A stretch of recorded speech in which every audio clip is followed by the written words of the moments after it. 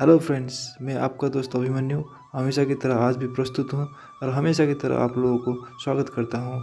और दोस्तों, आज हम आपके लिए लेकर आए हैं द्रोणाचार्य के वध के संबंध में प्रयोग किया गया जुक्ति का वर्णन।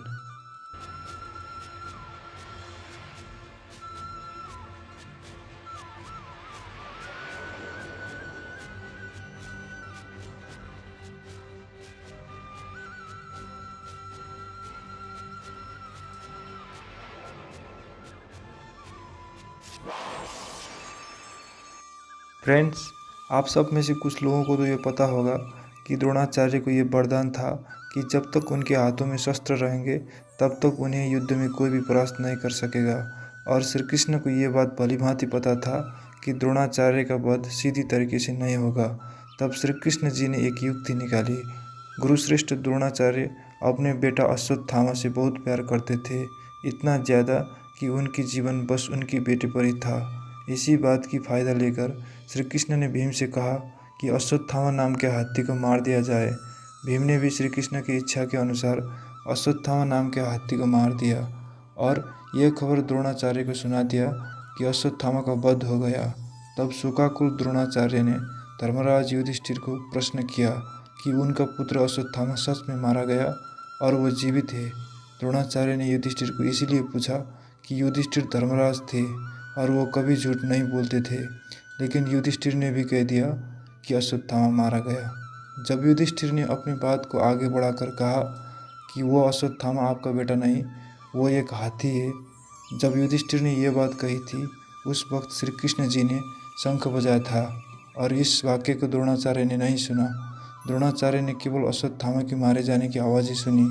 तब द्रोणाचार्य ने अपने पुत्र वियोग में अपने शस्त्रों का त्याग कर दिया और ईश्वर के ध्यान में लीन होकर बैठ गए।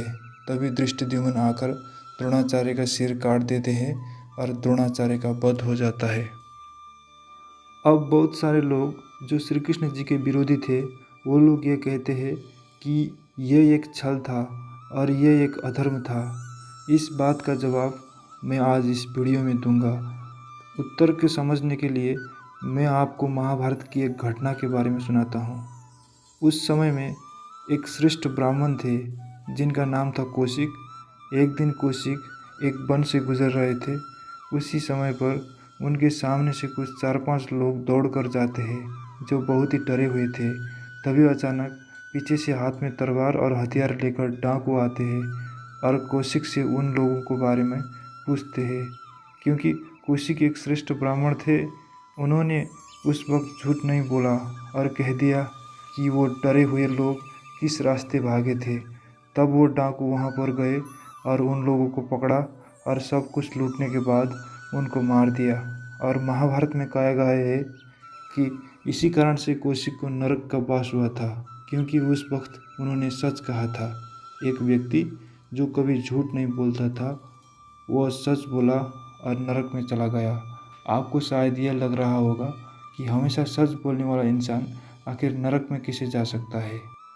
दोस्तों, मैं बताना चाहता हूँ कि यहाँ पर प्रश्न सच और झूठ का नहीं है, यहाँ पर प्रश्न धर्म और अधर्म का है।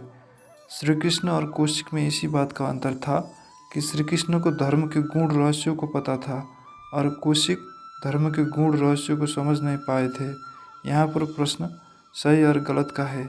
मैं मानता हूँ कि सच बोलना सही है और आपको ये बात भी जाननी होगी कि किसी की जान बचाना भी सही है। और ये बात आप सबको जान लेनी चाहिए कि जब किसी दो सही बात में अपोजिशन आती है तब हम सबसे उत्तम विकल्प की चयन करनी पड़ती है, यानी कि उस झूठ की चयन करनी पड़ती है जिसकी वजह से किसी की जान बचाया जा सकता है। ऐसे समय पर हमें सत्यवादी नहीं, सत्यकामी बनना पड़ता है।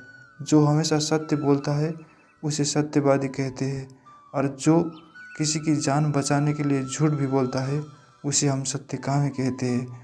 और आप सब लोग तो जानते हैं कि महाभारत में द्रोणाचार्य ने कौरवों का साथ दिया था, इसलिए कि जब द्रोणाचार्य अपने गरीबी से गुजर रहे थे उस वक्त हस्तिनापुर ने उनका साथ दिया था।